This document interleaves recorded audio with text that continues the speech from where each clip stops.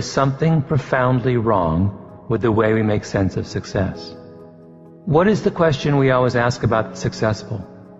We want to know what they're like, what kind of personalities they have, or how intelligent they are, or what kind of lifestyles they have, or what special talents they might have been born with. And we assume that it is those personal qualities that explain how an individual reaches the top. In the autobiographies published every year by the billionaire, entrepreneur, rock star, celebrity, the storyline is always the same.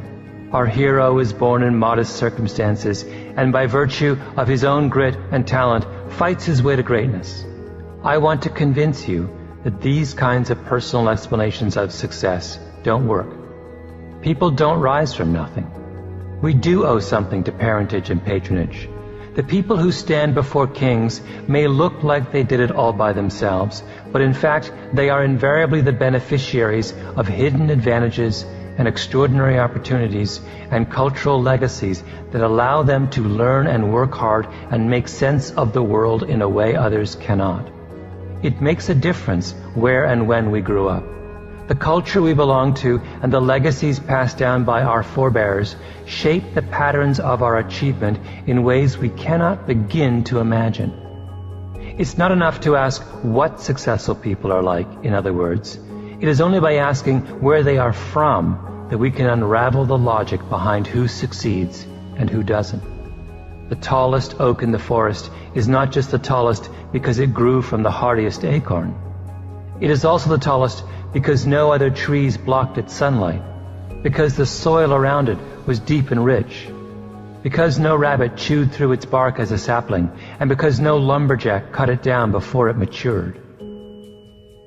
We all know that successful people come from hardy seeds, but do we know enough about the sunlight that warmed them, the soil in which they put down their roots, and the rabbits and lumberjacks they were lucky enough to avoid?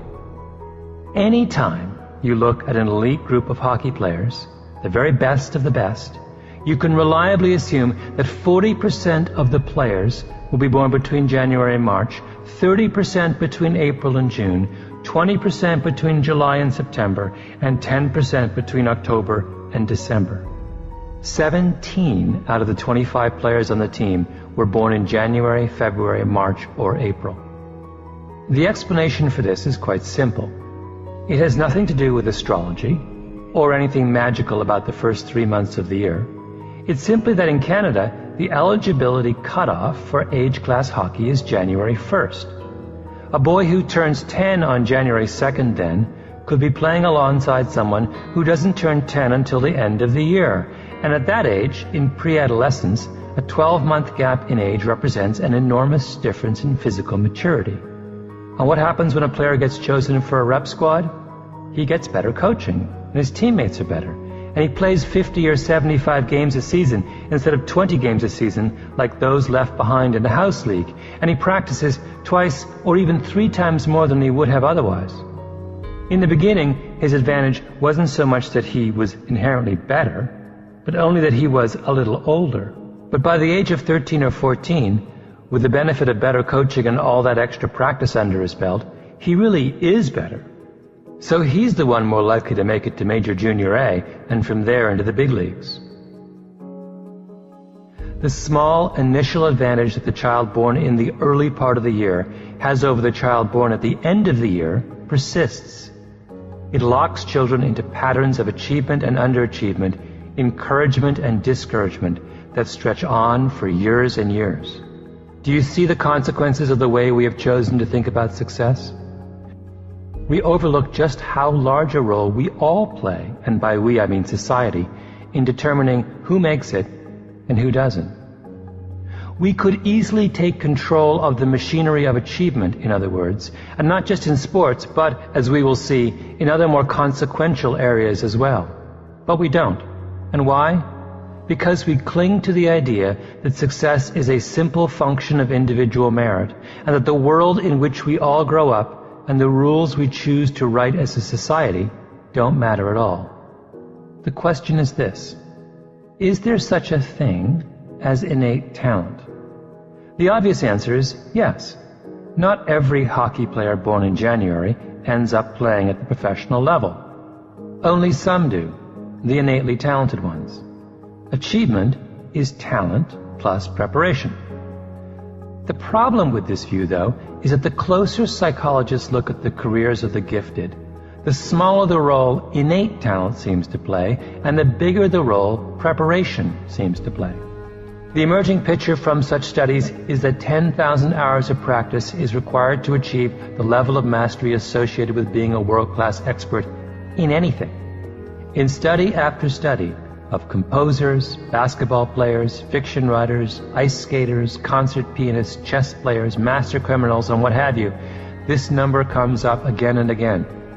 10,000 hours is equivalent to roughly 3 hours a day or 20 hours a week of practice over 10 years.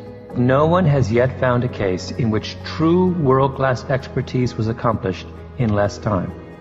It seems that it takes the brain this long to assimilate all that it needs to know to achieve true mastery. 10,000 hours is the magic number of greatness. The other interesting thing about that 10,000 hours number, of course, is that 10,000 hours is an enormous amount of time. It's all but impossible to reach that number by the time you're a young adult all by yourself. You have to have parents who encourage and support you. You can't be poor because if you have to hold down a part-time job on the side to help make ends meet, there won't be enough time left over in the day to practice. In fact, most people can only really reach that number if they get into some kind of special program, or they get some kind of extraordinary opportunity that gives them a chance to put in those hours. Is the 10,000 hour rule a general rule of success? Let's test the idea with two examples, and for the sake of simplicity, let's make them as familiar as possible. The Beatles, one of the most famous rock bands ever, and Bill Gates, one of the world's richest men. In 1960, while they were still a struggling high school rock band, the Beatles were invited to play in Hamburg, Germany. It was a huge non-stop show, hour after hour. Here is John Lennon in an interview after the Beatles disbanded, talking about the band's performances at a Hamburg strip club called the Indra. We got better and got more confidence. We couldn't help it with all the experience playing all night long. It was handy them being foreign. We had to try even harder, put our heart and soul into it to get ourselves over. In Liverpool, we'd only ever done 1 hour sessions, and we just used to do our best numbers, the same ones at every one.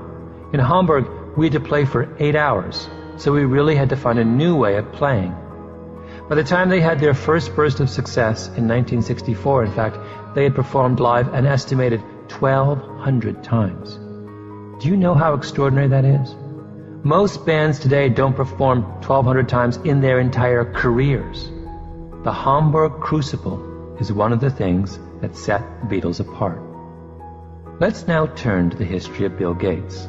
Brilliant young math whiz discovers computer programming, drops out of Harvard, starts a little computer company with his friends called Microsoft. Now, let's dig a little bit deeper. Gates' father was a wealthy lawyer in Seattle, and his mother was the daughter of a well-to-do banker.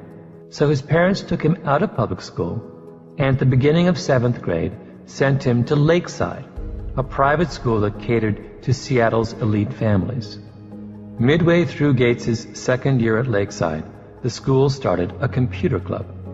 It was kind of an amazing thing. It was an amazing thing, of course, because this was 1968. Most colleges didn't have computer clubs in the 1960s. Bill Gates got to do real-time programming as an 8th grader in 1968. From that moment forward, Gates lived in the computer room. He and a number of others began to teach themselves how to use this strange new device. In one 7-month period in 1971, Gates and his cohorts ran up 1,575 hours of computer time on the ISI mainframe, which averages out to 8 hours a day, 7 days a week. It was my obsession, Gates says of his early high school years. There are very clearly patterns here, and what's striking is how little we seem to want to acknowledge them.